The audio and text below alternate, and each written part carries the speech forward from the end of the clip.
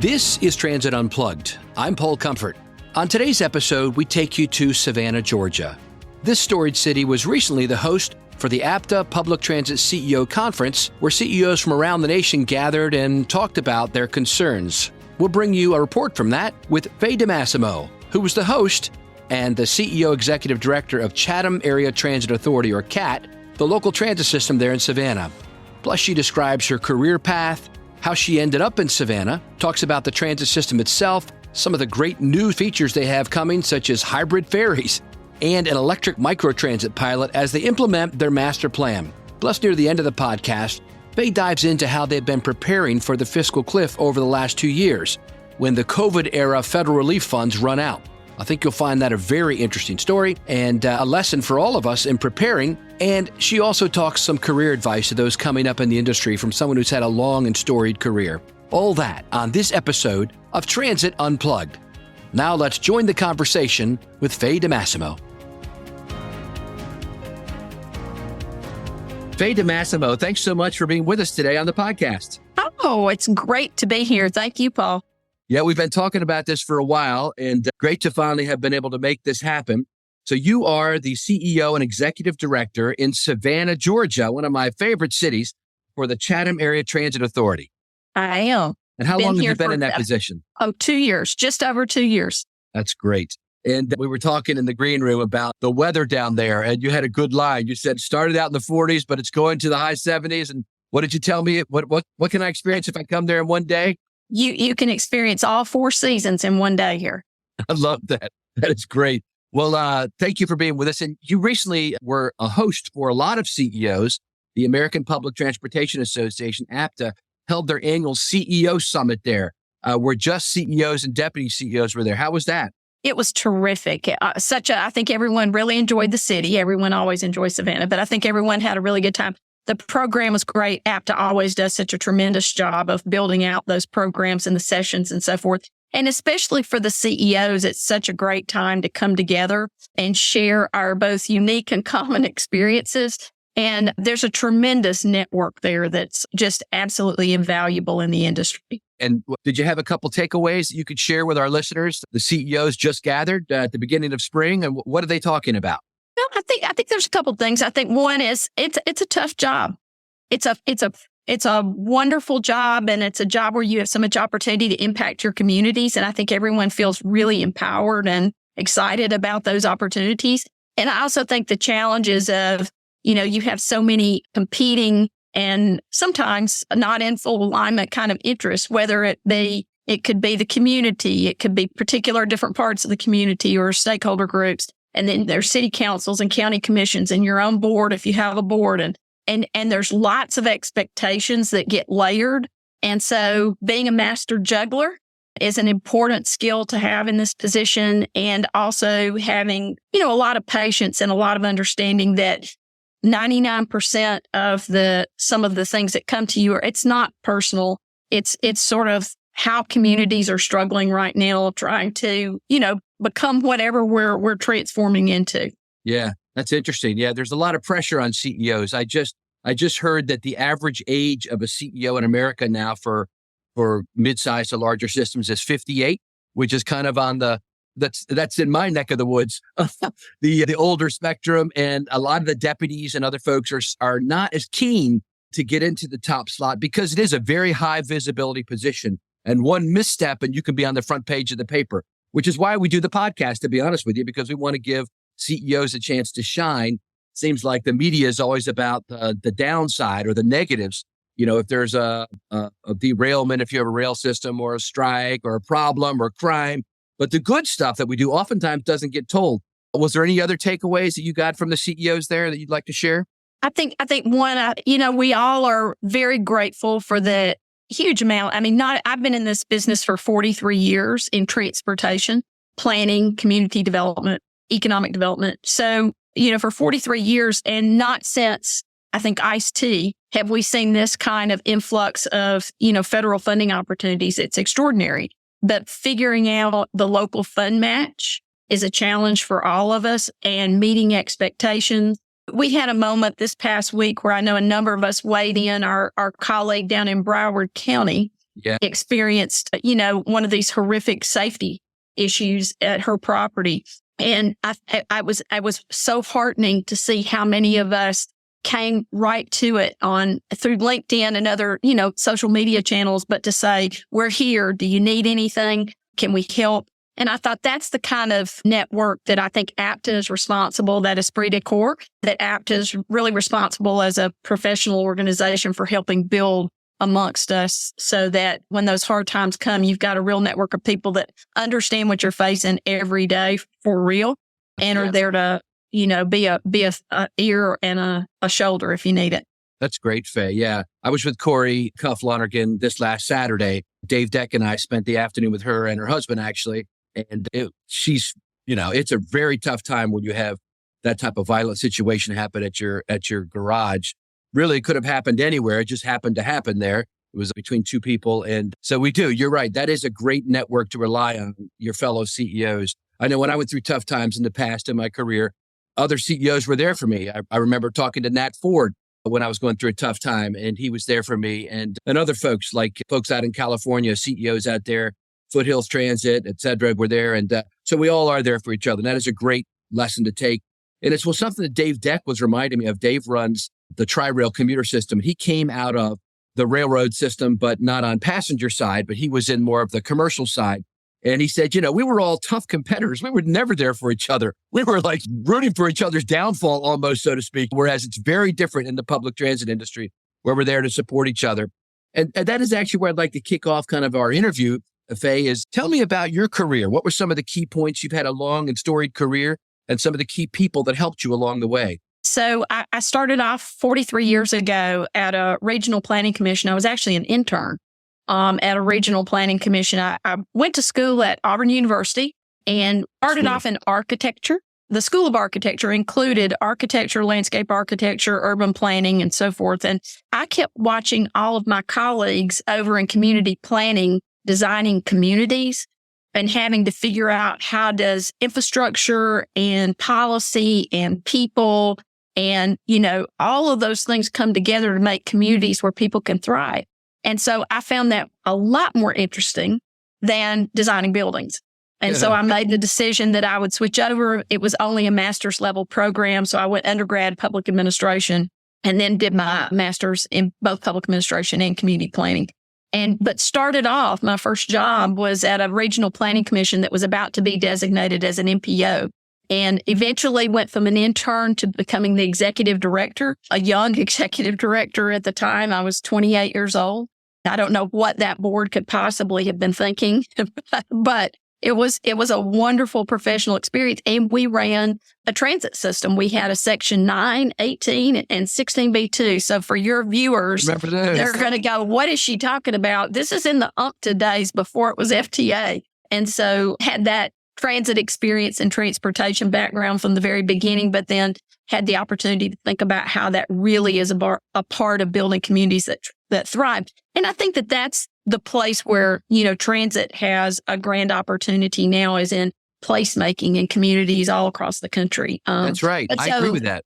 Absolutely. Yeah. So 43 years, and I've worked in the local, regional, and federal levels of government. I've worked in the public and private sector. And I've had a number of extraordinary mentors along the way, both men and women, a lot of them, unfortunately, not here with us anymore. But, there's lessons that you take from those folks, and there's strength that you take from, I always had the opportunity to, sort of be able to shape my career in the way I wanted it to be. And I think I never, unusual for someone my age, a lot of people my age sort of chose a 30-year, and they were going to stay. And I've been looking at things and going, well, that's interesting. Let me go try that. And so it's been an absolutely incredible ride, and it's not over yet. There you go. Well, tell me about your system that you oversee, CAT, the transit system there in Savannah. Give me a little bit of background on that and the vehicles, the budget, and then we'll go into a little bit about the city, because Savannah is a storied city. Absolutely. So we've got about a $50 million total annual budget, both capital and operating. We've got 47 fixed route buses, about 38 paratransit buses, and 2 microtransit buses that are on, or vehicles that are on property right now, but more coming. We also run a trolley service called the Dot Trolley that serves downtown and down along sort of in the core downtown past Forsyth Park. If you know, Forsyth Park is that picture that you see of Savannah, the iconic park with the fountain. That's it. Okay. So we serve that linear park and then all the way up to Victory. I think what is really important about all that, though, is our master transit plan was completed last year. And one of the things that we were struggling with, like many transit systems are struggling with, was reliability post-COVID. You know, you were trying to build back ridership and you were really struggling with some reliability issues. So we made some service modifications during that period of time to bring service reliability back. But in doing so, especially in those moments when you're modifying things in a way that could be viewed as taking away, you still have opportunities to also put back. And so for the first time in CAT's history, we expanded that fare-free service outside of just the downtown area and over to 2 historic Black neighborhoods on the west side of Savannah, and it's fare-free service. So while we already had fixed route service, we put the Dot shuttle in place instead. It became a real, part of it. We have a deep commitment to equity, and it became a real part of strengthening the equity part of our system.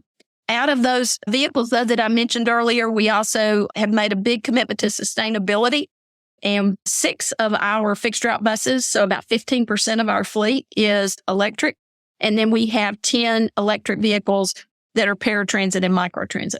So we are excited about the future and continuing to build on the success we've had thus far. And tell me about the ferry system that you operate. So we have a ferry system that serves sort of a triangle of service back and forth across the river. I think it's typically a lot like the Dot shuttle. It historically had typically been viewed as something that really, it's fare free also. And that it was typically reserved for the hospitality industry or visitors to our community and that kind of thing. And certainly all those folk enjoy it too.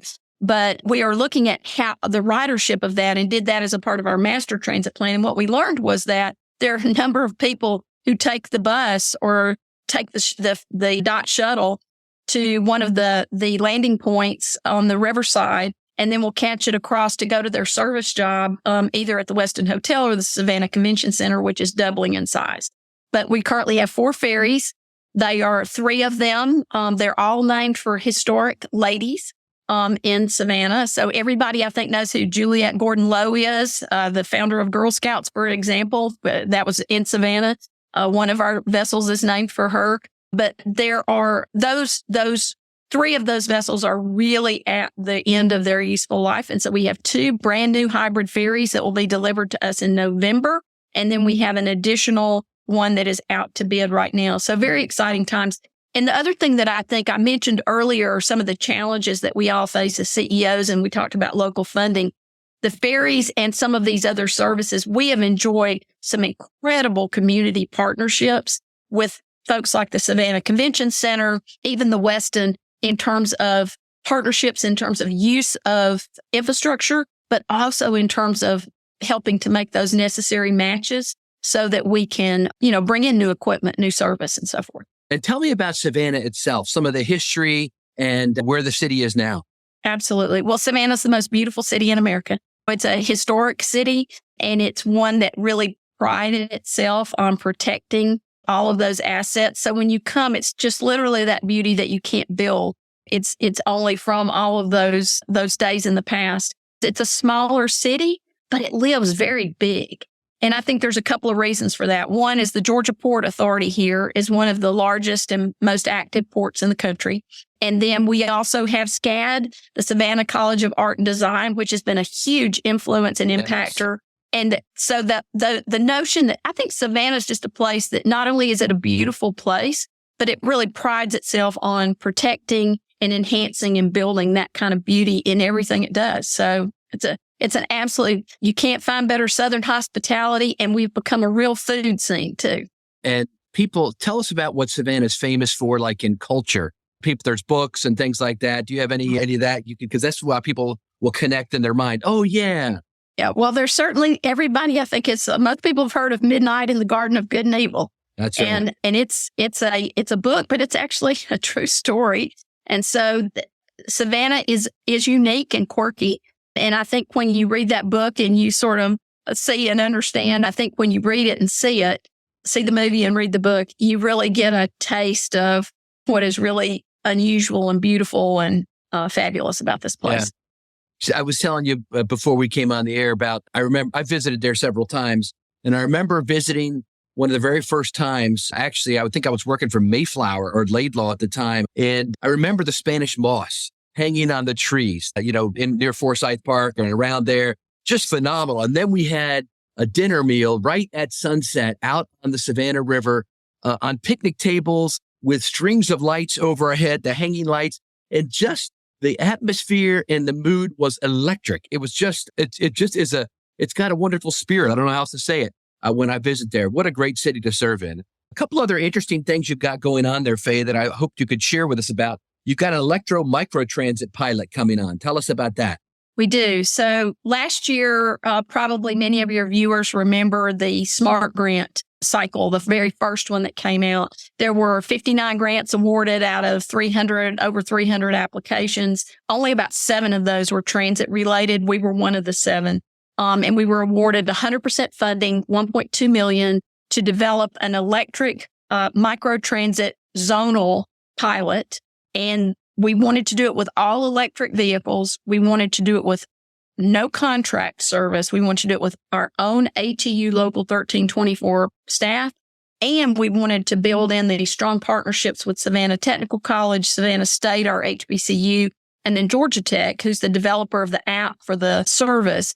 And we wanted to do that so that we were building in all of this training and upskilling. So we're not only building our union base of operators and mechanics on how to operate and how to maintain electric vehicles, but we were really building and upskilling in the community. Those partnerships with Savannah Tech and Savannah State are just invaluable. And that's exactly what placemaking should be about in transforming the future of transit. That's interesting. You mentioned Georgia Tech, the rambling wreck of Georgia Tech. I remember when I was a kid, we visited there. My dad was a pastor, and we visited Claude McBride, who was the chaplain of the football team, the Georgia Bulldogs. And he was the first cousin of Jimmy Carter, the president who came from Georgia. Yeah. And I remember this was around the time when he was running for president. So I was a little kid. And that's another memory in Georgia that's in my mind. Well, that sounds like an amazing program. And you all just finished, say, your recent master plan. What's in there? What are you looking to do headed into the near future? So we really took a very thoughtful and deliberate approach. I think the thing that's really great about the Master Transit Plan is we looked at it in terms of this sort of near-term, mid-term, longer-term phases, but we tied it very specifically to implementation strategies for each project or each type of project. We're looking at continuing to figure out what's the smart build-out of the most heavily used pieces of our fixed route system. Fixed route systems are still core to good and healthy transit systems. It's changed a little bit. How do we leverage that in a way that builds the most productive parts of our fixed route and allows some other tools like microtransit to help do that building, but also serve in areas where fixed route just, can't get there as effectively. On our paratransit side, we are starting to look at on-demand services. So rather than it being the more traditional sort of fixed route with the corresponding paratransit and, now we've got microtransit over here, we've put an umbrella over on-demand services. So those that we're serving are seniors and those differently able. About 70%, a little over 70% of our paratransit ridership is ambulatory. Yes. So they can use fixed route. They can use other parts of our services. How do we make that seamless? And how do we really create a fabric of transit that serves everyone in the community? Because if everyone is riding, then everyone wants to be an investor and it helps build our future. But we were I think the part about our master transit plan that is unique is we were incredibly intentional about those implementation strategies and the corresponding funding strategies and flexibility in those things. And then we did a big outreach into the younger people in our community because we're really not building for me and you. We're building for those folks. And so we want to be sure that their voices are very prominent in shaping that vision of what we're going to become. And as you do that, as you implement your master plan, Faye, let's talk about finances a little bit. A lot of transit agencies this year in particular, in 2024, are telling me that they're reaching what they are calling a fiscal cliff. Some of them are sharper cliff than others. What's the vision look like there in Savannah? Well, we started 2 years ago with a very aggressive position on how to manage that. So over the last 2 years, our COVID money is really pretty much depleted at this time. So the fiscal cliff is imminent, but we have put ourselves in a place. We were very successful in a pretty short period of time, in about 15 months. And for a system our size, we brought it was about a 15-month period. We brought in $14 million new dollars in a really short period of time. Part of that was that SMART grant. Part of that was more partnership funds. It was all kinds. It wasn't just federal money. It was state money. We got some of the first state money that we've ever gotten under a new program that our state legislature put together. That program had been there for a while, but it had been being collected and used exclusively in the Atlanta region. Now it's got a broad application across the state. And I think that was really due to the leadership of our commissioner of Georgia DOT, Russell McMurray. He thought that was the right way to go with that program, and the board and the legislature supported that. So we were able to be a beneficiary of that. And it's an annual program for us now. So lots of those kinds of new funding opportunities. So $14 million new dollars. We've continued that beat, not quite at that pace, but we've been continuing that beat. And so right now, as we sit, we have a really healthy reserve fund that we didn't have 2 years ago. So I feel like our ability to manage the cliff as it, continues to evolve is going to be perhaps a little less of a challenge for us than it might be for some others. But we've been very aggressive about being ready to meet it. So you've spent the last 2 years preparing, storing up your chestnuts in the tree, so to speak, so that this came, you'd have somebody to draw on. But I do think, I will tell you, our biggest challenge, though, is local funds.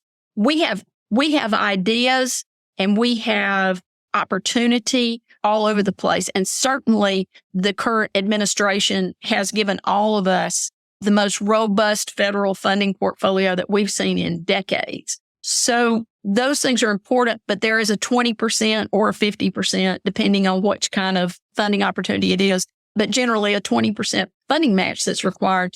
And in our case, our local funding has really been sort of constrained. What had happened over time was that the local governments, while we are supported and we appreciate all the support, that support has been sort of directed more towards support of this particular service or that particular service. And that kind of support is good, but not sustainable, because what you really have to have is support for the system.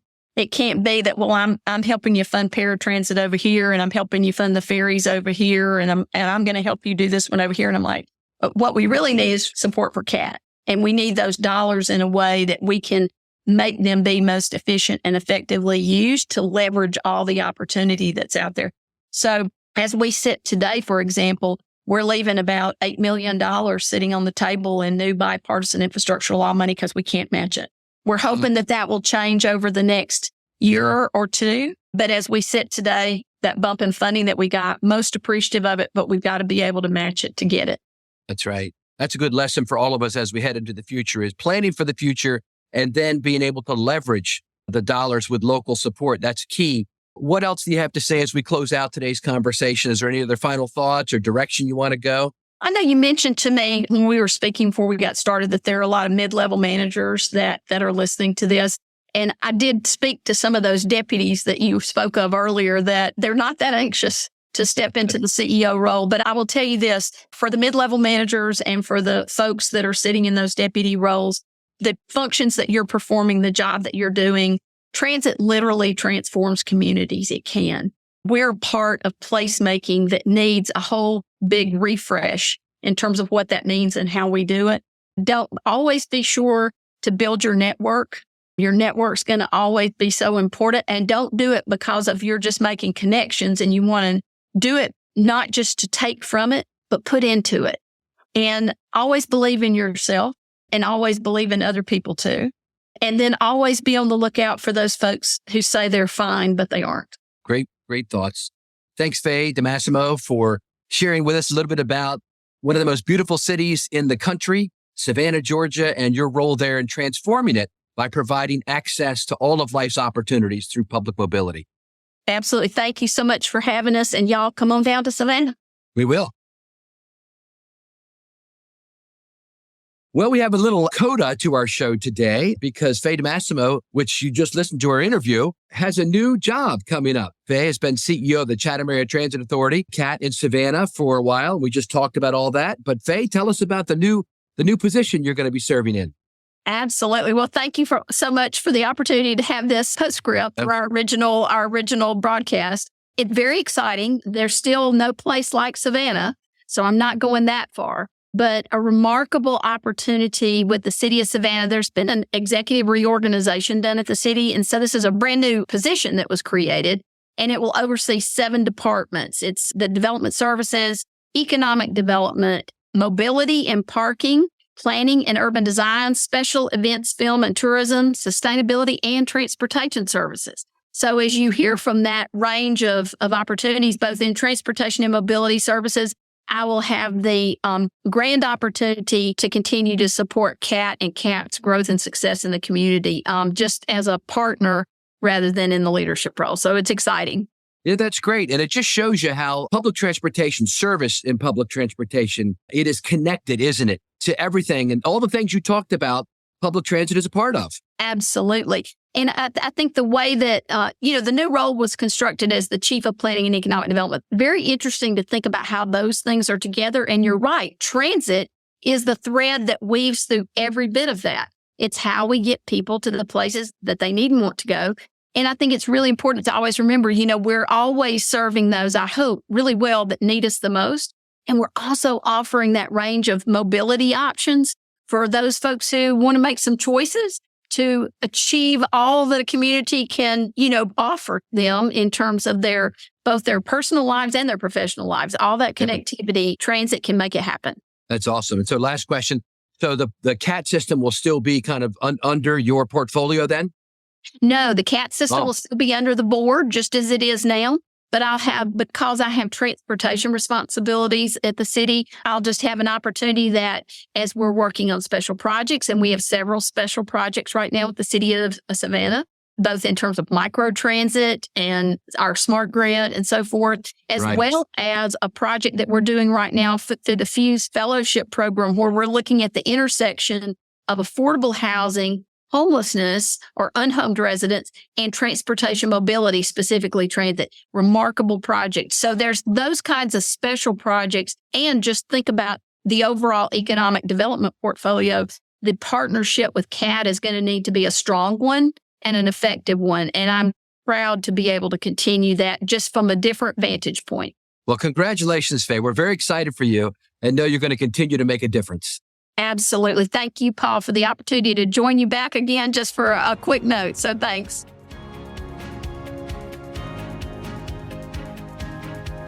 Hi, this is Tris Hussey, editor of the Transit Unplugged podcast. Thanks for listening to this week's episode with our special guest, Faye DiMassimo. Coming up next week on the show, we have returning guest Dave Regie, head of Halifax Transit, giving Paul a tour of his city by bus and boat. Hey, if you're a fan of the show, are you following Transit Unplugged on Apple, Spotify, YouTube Music, Amazon, wherever you get your podcasts? When you follow Transit Unplugged, it does 2 things. First, it makes sure you don't ever miss an episode because your app will tell you when a new episode comes out, which is Wednesday, by the way. And 2, it helps other people interested in transit find the show as well. So take a moment, give us a follow, and hey, maybe give us a rating or a comment. We'd love to hear from you. Transit Unplugged is brought to you by Modaxo. At Modaxo, we're passionate about moving the world's people. And at Transit Unplugged, we're passionate about telling those stories. So until next week, ride safe and ride happy.